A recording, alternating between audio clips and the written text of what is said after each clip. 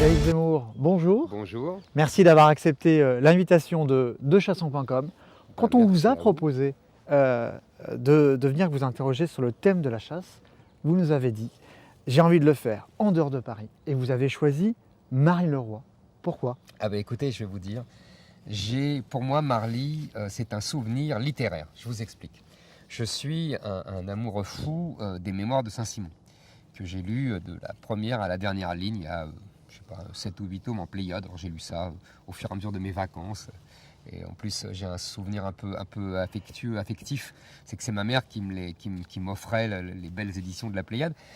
Donc, je lisais ça et régulièrement, vous savez que c'est le récit du règne de Louis XIV à la cour de Versailles. Et régulièrement, Louis XIV disait « Bon, aujourd'hui, on va à Marly ». Et alors lui chassait, etc. Et vous imaginez qu'il y avait toute une révolution de gens qui rêvaient d'être invités. Il y avait ceux qui étaient invités, ceux qui n'étaient pas invités, évidemment.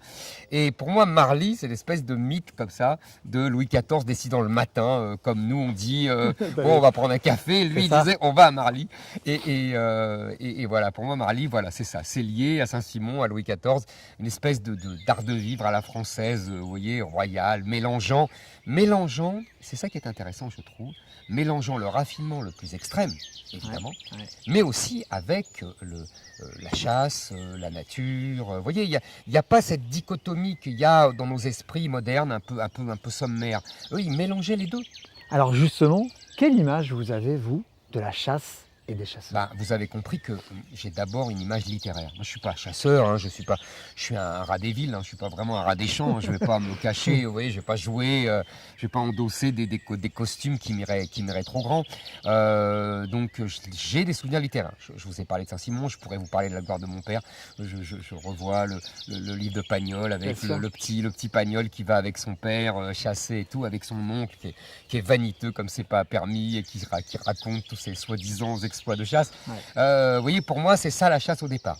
Et puis, en fait, comme pour moi, la littérature, c'est la vie, de la littérature, je passe à la vie, c'est un peu la même chose, là. En fait, qu'est-ce que c'est la chasse?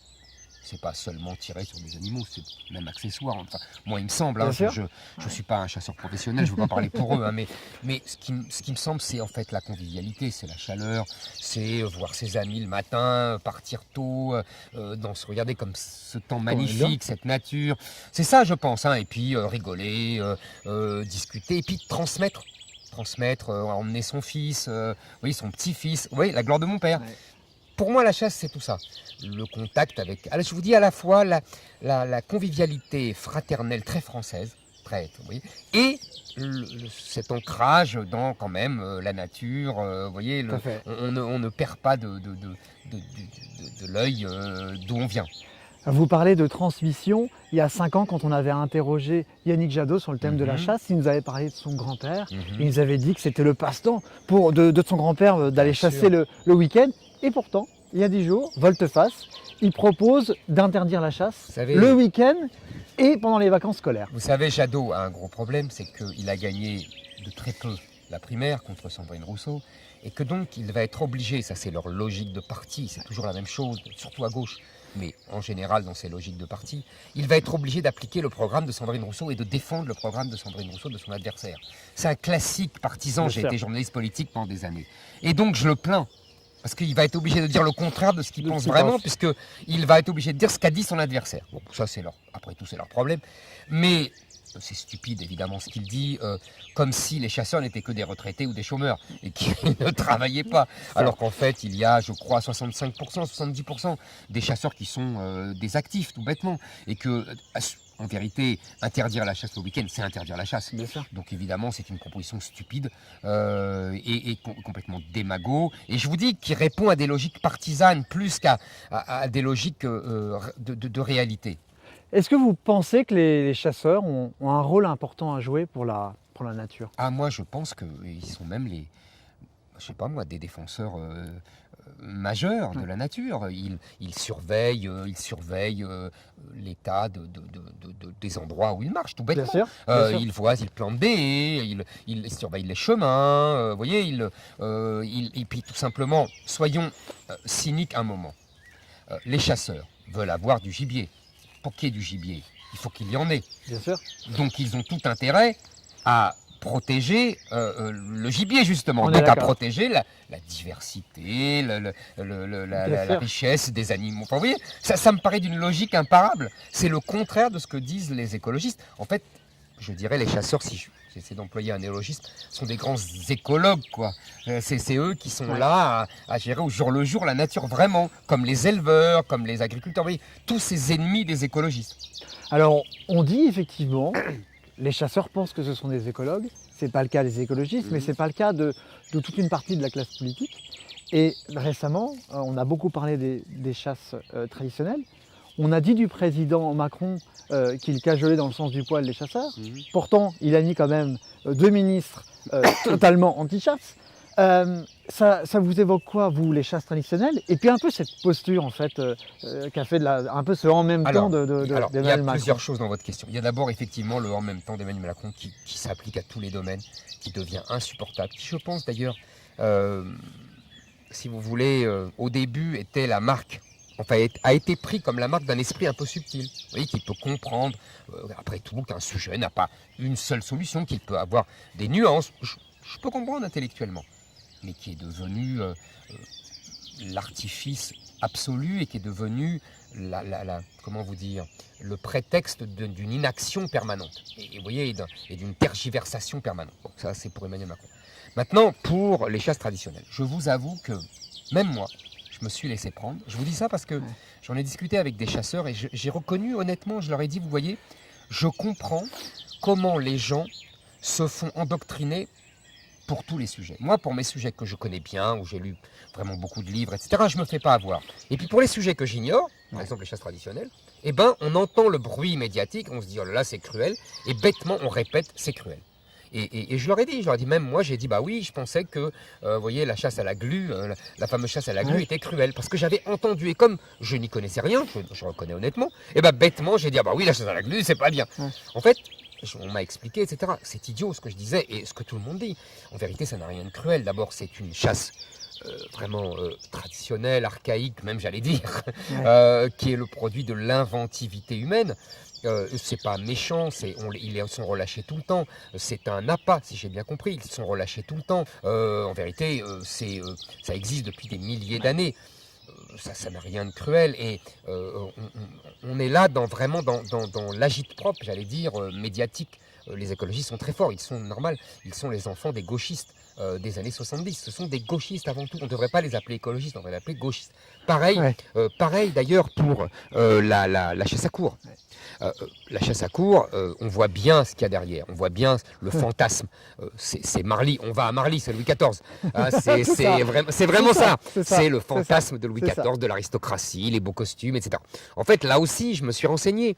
Et il y a, je crois, la chasse au cerf, c'est celle qu'on vise, c'est... Je crois, 65 équipages sur 300 ou 400. Donc, c'est rien du tout. Pareil, la vénerie, comme on dit, la chasse à courre, il n'y a rien de plus antique et il n'y a rien de plus naturel que ça. Il n'y a pas de coups de feu qui sont tirés. Ce sont les chiens qui courent après un animal. Donc, c'est une chasse on ne peut plus naturelle. Le prédateur court après un prédateur qui est lui-même un prédateur pour d'autres animaux. Enfin, c'est la nature, quoi. Et en plus, on croit. Et même moi, je vous dis, en toute naïveté, je pensais que c'était quelques privilégiés. En fait, pas du tout. C'est vraiment un spectacle populaire. Tout le monde vient en famille, on voit ça, c'est magnifique, avec ces séquences de chiens, etc. En plus, je crois, si je dis pas de bêtises, vous me reprendrez, je crois, il y a un animal sur 4 qui est pris. En fait, il est fatigué, quoi. Il est malade. C'est la sélection naturelle. On reproduit ce qui se passe dans la nature. Exactement. Donc, vous voyez, tout ça. Mais il y a, si vous voulez, d'ailleurs, je crois que Tony Blair en Angleterre, qui l'avait interdit, l'a regretté. Moi, je trouve que c'est un beau spectacle populaire. Il faut arrêter avec ça. Vous savez, la chasse. C'est d'ailleurs intéressant. C'est très révélateur sur ce qu'est devenu la gauche. Il ne faut pas oublier que la chasse, c'est la première revendication de la Révolution française. Dans les cahiers généraux, vous voyez, je vous charriais tout à l'heure sur on va à Marly, tel Louis XIV. Eh bien, justement, en 89, dans les cahiers de doléances, les gens disent on veut nous aussi chasser, comme les grands, comme les aristocrates. Et une des premières revendications de 89, c'est le droit de chasse pour tous. Donc c'est profondément révolutionnaire et donc républicain. Donc c'est complètement fou que la gauche aille taper dessus. Mais vous savez, je développe ça pour tous les sujets. Ouais. La gauche moderne a renié complètement, je sais pas le lieu ni le moment, mais sur tous les sujets, sur l'école, sur la patrie, vous voyez, sur l'assimilation, sur tous les sujets, la gauche prend le contre-pied de ses ancêtres révolutionnaires et républicains. Il y a un autre sujet qui fait débat en France, c'est la problématique du loup. Alors c'est vrai qu'il y a de plus en plus de loups, sauf que les éleveurs, eux, se sentent pas aidés, ils sont très contraints. Vous avez vous aimeriez demain faire quelque chose pour les éleveurs? Il me semble, encore une fois, je ne veux pas comme ça croire que j'ai la science infuse sur ces sujets que je ne connais pas de près. Mais il me semble que remettre le loup, pourquoi pas. Ouais. Maintenant, il faut permettre aux éleveurs de gérer cette prolifération de loups. Ça me paraît évident. Je pense que les éleveurs doivent être privilégiés. Nous devons être... c'est le problème de l'écologie contemporaine. Elle veut en fait nier l'homme. C'est vous savez, tout le développement des théories véganes, animalistes, etc. On a l'impression que l'homme doit être débarrassé de la planète. C'est ça leur objectif inconscient, ou en tout cas non dit. C'est terrifiant quand même. Donc moi je pense que oui, bon, le loup, pourquoi pas, mais l'éleveur d'abord. On est d'accord. Vous nous avez dit tout à l'heure être entouré de chasseurs, ou en tout cas d'avoir discuté avec des chasseurs. Vous les avez écoutés. Est-ce qu'il y a des choses qu'ils vous ont dit, ou vous vous êtes dit, tiens, peut-être que demain, ça serait intéressant d'évoluer? Ce qu'ils m'ont expliqué, c'est que déjà la chasse avait beaucoup évolué. C'est-à-dire qu'on a le permis de chasse est de plus en plus exigeant, qu'on a des gens qui sont de plus en plus sérieux, que les accidents avaient diminué considérablement. Je crois qu'il y a 10 accidents par an mortels, alors que c'est même pas une journée de voiture, quoi. Enfin, il faut relativiser tout ça. Oui, ils ont déjà beaucoup progresser. Je pense qu'on pourrait effectivement imiter certaines pratiques dans les pays scandinaves pour qu'on utilise davantage le produit de la chasse dans des circuits courts, etc. Je trouverais ça bien, ça va tout à fait dans le sens. Des modèles un peu européens qui fonctionnent en fait. Exactement. Okay. Voilà. On peut toujours améliorer, mais franchement, il faut cesser de vouer aux gémonies la chasse. Mais vous savez, je pense que c'est dans un cadre global. En vérité, les Verts sont à la pointe de ce combat-là, mais tout le camp qui se prétend progressiste est dans le même sac. Ils veulent détruire toutes les traditions françaises et populaires. Il y a un mépris du peuple et un haine de la France qui transparaît dans toutes ces actions.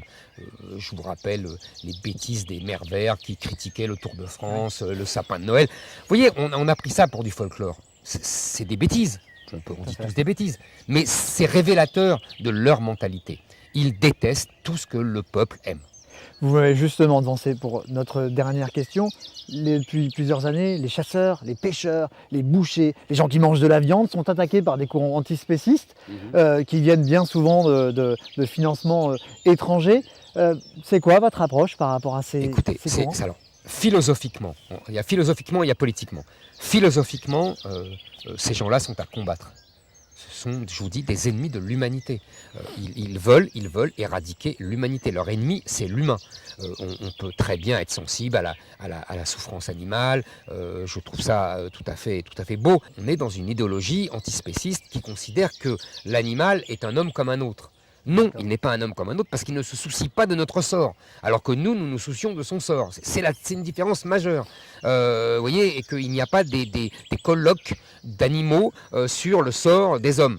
C'est tout, c'est comme ça. Bon, maintenant, par ailleurs, politiquement, vous avez tout à fait raison, et même économiquement, je pense que ces militants, qui sont souvent violents d'ailleurs, ce qui est absolument scandaleux, là aussi, c'est comme les éleveurs, ils doivent être protégés, les bouchers, etc. Mais au-delà de ça, je pense que ce sont, oui, les idiots utiles, voire les agents de l'industrie chimique qui prépare la viande de synthèse, etc. On voit bien qu'il y a une action là derrière, il y a des gens qui financent et ce n'est pas un hasard. Donc effectivement, nous devons combattre ça au nom tout simplement de notre art de vivre. On revient au début de notre entretien. Notre art de vivre, c'est la chasse, Et à la fin, c'est la convivialité, la table, et la gastronomie. Voilà, la gastronomie française, on est au cœur de la France.